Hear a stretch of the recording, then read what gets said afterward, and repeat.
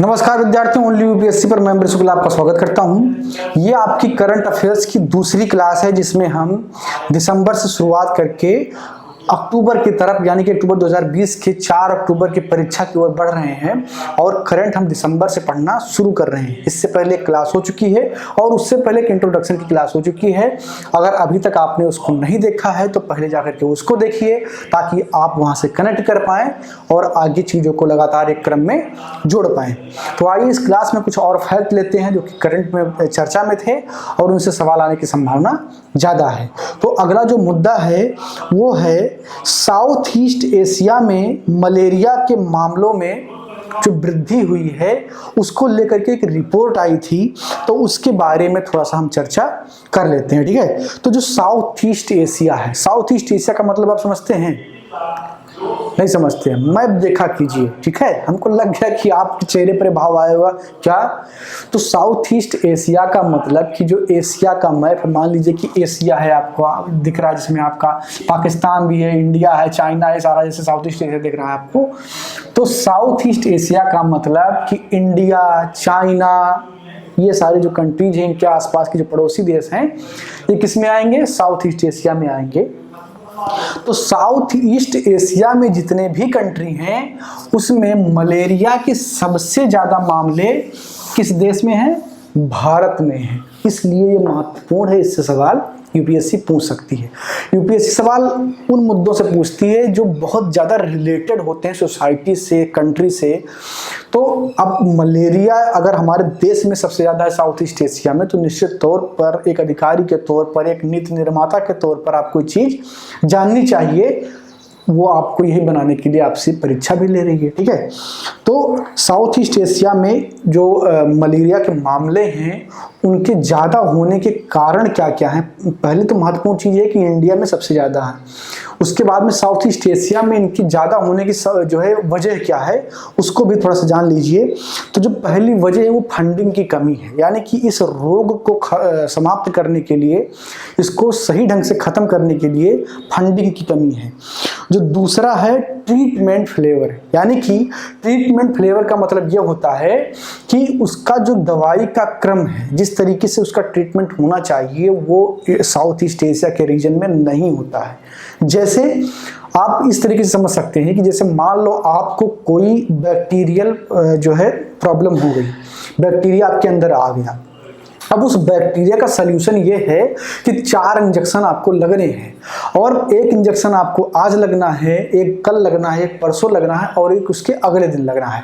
आपने 2 ले लिया और आप रिलैक्स महसूस करने लगे और बाद के 2 इंजेक्शन आपने छोड़ दिए, तो वो बैक्टीरिया जो है वो एंटी बैक्टीरियल रेजिस्टेंस बना लेता है, यानी कि जो बैक्टीरिया है वो उस रोग के प्रतिरोध में अपनी क्षमता को विकसित कर लेता है और वो और खतरनाक हो जाता है। तो ये बहुत बड़ा जो है एक मैं एक एग्जांपल दे रहा हूँ ट्रीटमेंट फ्लेवर का, कि ट्रीटमेंट फ्लेवर का मतलब क्या होता है।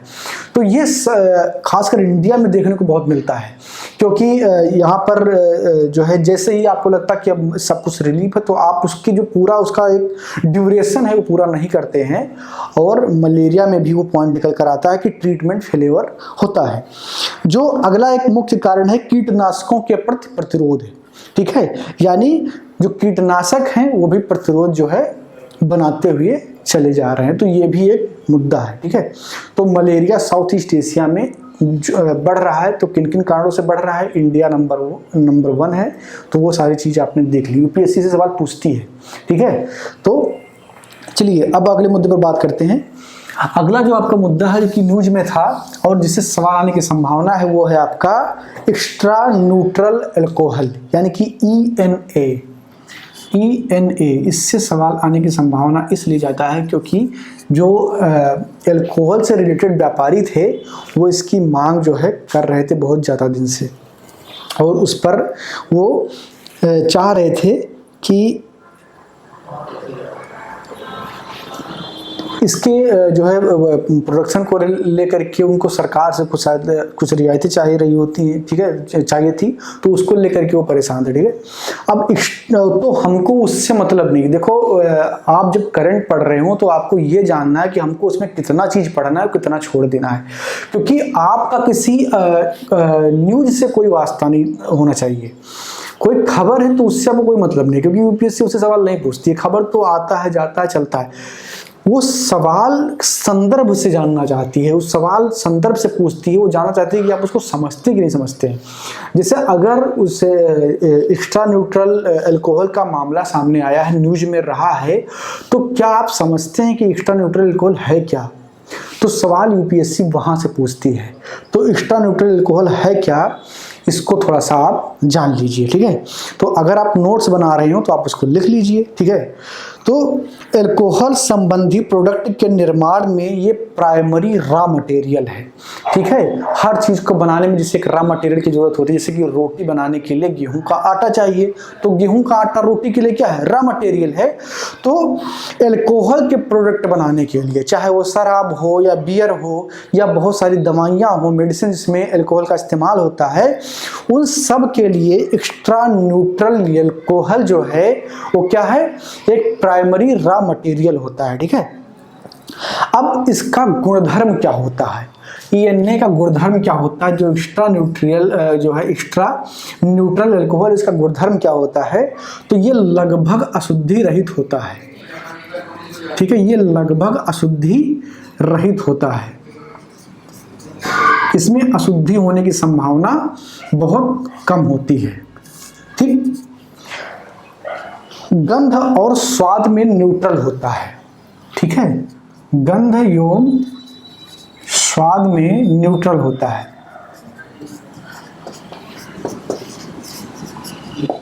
गंध एवं स्वाद में न्यूट्रल होता है। तो तीसरा है 95% अल्कोहल होता है। 95% अल्कोहल होता है इसमें। शराब पीने वाले या नहीं पीने वाले, कम से कम उसके बारे में जानने वाले जानते होंगे कि जो ऐसी शराब इसमें सबसे ज़्यादा कहा जाता है कि नशा होता है, उसमें भी अल्कोहल की मात्रा 44 या 45% समथिंग होता है, ठीक है। तो अब आप कल्पना कीजिए कि 95%, इसीलिए इसको कहा जाता है कि ये सबसे शुद्ध अल्कोहल होता है और इसका उपयोग किया जाता है एक प्राइमरी रॉ मटेरियल के रूप में। चीज़ों को बनाने के लिए इसका उपयोग होता है जो अल्कोहल से रिलेटेड होती हैं, चाहे वो आपका शराब हो, बियर हो, या बहुत सारे मेडिसिन हो, या बहुत सारे और पेय पदार्थ हों जिसमें इनकी इस्तेमाल होती है, या बहुत सारे कॉस्मेटिक में भी इनका इस्तेमाल होता है, ठीक है। तो ये हो गया आपका 95% अल्कोहल इसमें होता है। ये बनता किससे है, गन्ने का जो रस होता है और सीरा, ठीक है। गन्ने का जो सीरा या उसका रस होता है और अनाज, ठीक है। तो इन दोनों चीजों से इसको बनाया जाता है। गन्ने के रस या सीरा और अनाज,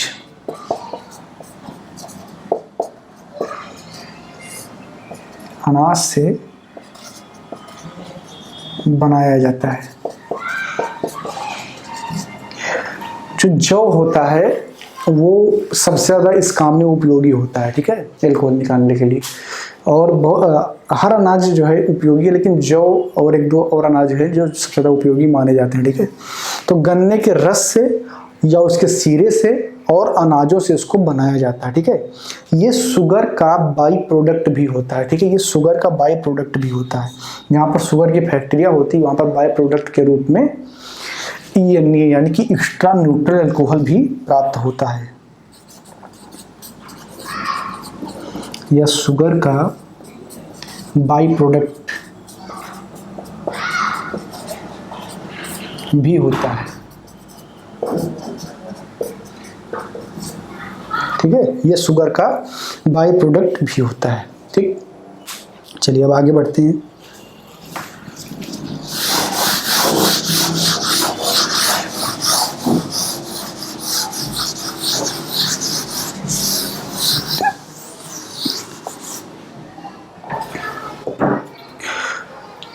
अगला मुद्दा देखते हैं कि अगला मुद्दा क्या है जिस पर हमको बात करनी है और इससे सवाल आने की संभावना है। ठीक है, तो अगला मुद्दा है मानसून सत्र से संसद के मानसून का सत्र चल रहा था और उसमें एक सवाल में जो है पूछा गया कि किसान कौन है, किसान की परिभाषा क्या है, किसको आप किसान कहेंगे। तो किसान कौन है ये मुद्दा जो है काफ़ी न्यूज में दिसंबर में था, किसान की परिभाषा को लेकर के।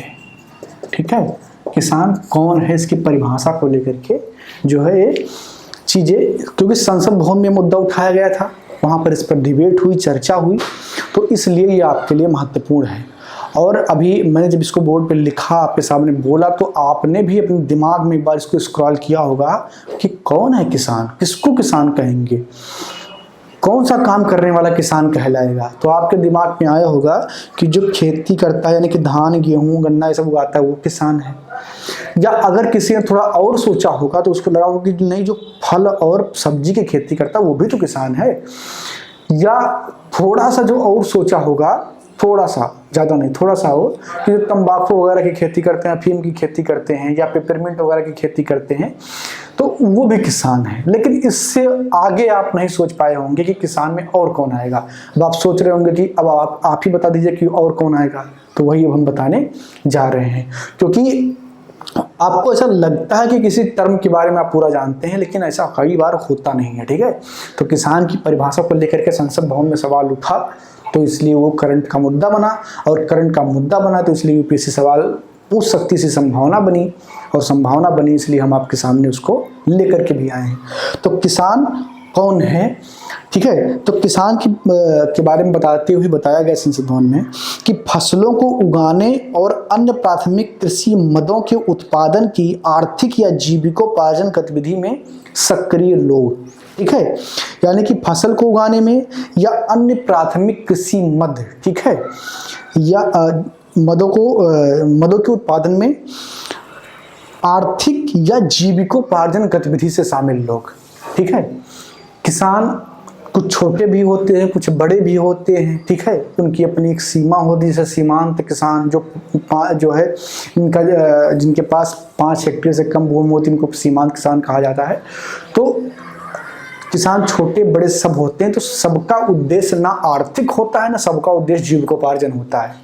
ठीक है, तो जो किसान की परिभाषा मूल रूप से है वो ये है कि फसल को उगाने में और अन्य प्राथमिक कृषि मद, अन्य प्राथमिक कृषि मद में क्या क्या आएगा ये महत्वपूर्ण है। इसमें माली का काम आएगा, इसमें मधुमक्खी पालन का काम आएगा, इसमें पशु चारक का काम आएगा, इसमें काश्तकार का काम आएगा, इसमें कुक्कुट पालन का काम आएगा। तो ये सब क्या है, या मवेशी पालन का काम आएगा।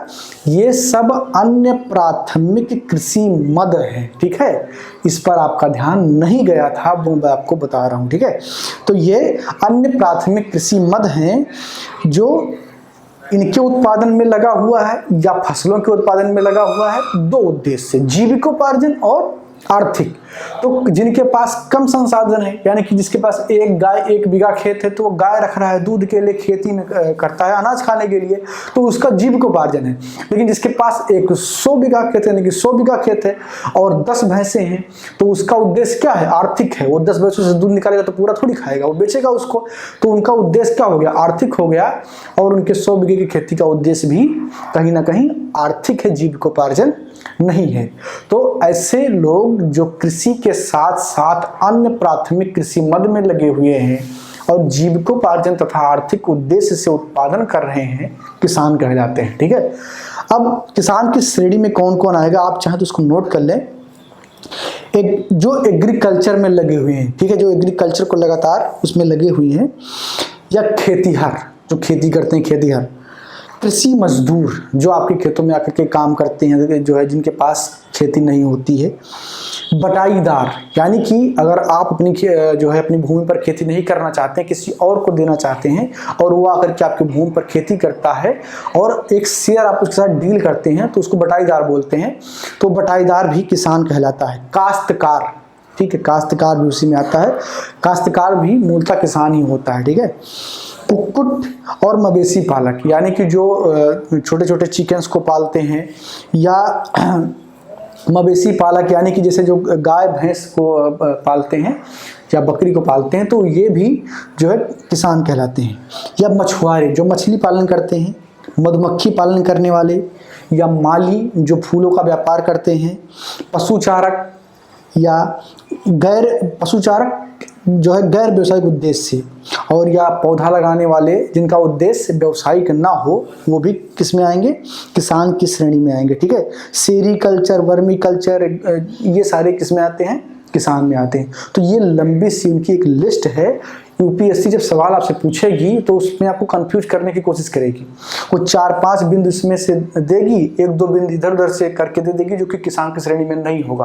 और अगर आपको एक बार ढंग से आपने उसको देखा नहीं है, आपने उसको समझा नहीं है, तो आप कंफ्यूज कर जाएंगे। और जो करके पूछती है ना 1-2 सही है कि 2-3 सही है कि सारे सही है कि सारे गलत हैं, उसमें आप कंफ्यूज कर जाएंगे।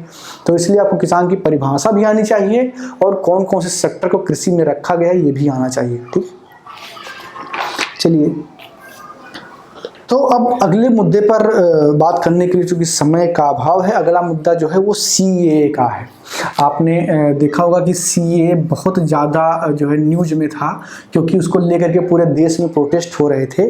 तो इसको कवर करने के लिए इसके बहुत सारे पॉलिटिकल जो है पॉलिटिक्स से रिलेटेड आयाम हैं जो कि संविधान में अच्छे क्वेश्चन बन सकते हैं। तो इसकी पूरी अलग से क्लास होगी, क्योंकि अगर इसको बहुत हल्के में बता करके निकल गया कि जो है नागरिकता अधिनियम में संशोधन किया गया है, तो इससे आपका नुकसान हो सकता है। तो इसको हम अगली क्लास में कंटिन्यू करेंगे और वहाँ पर पूरा डिटेल में पढ़ेंगे कि ये कौन सा नंबर का संशोधन था, संशोधन में कौन कौन सी चीज़ें थी, और इवन ये भी समझेंगे कि प्रोटेस्ट का कारण क्या था। साथ ही इससे संबंधित जो और 1-2 अधिनियम जो कि अंग्रेजों के टाइम पर बने थे वो क्या हैं और उनसे सवाल आने की संभावना क्या है, या इनर लाइन परमिट क्या है, या अनुसूची 6 का क्या मतलब है सीएए से। इन सारे सवालों के जवाब जानने के लिए आपको मेरा अगला क्लास देखना होगा। इस क्लास में इतना ही। क्लास को लाइक कीजिए, शेयर कीजिए और अपनी राय कमेंट बॉक्स में जरूर दीजिए। धन्यवाद।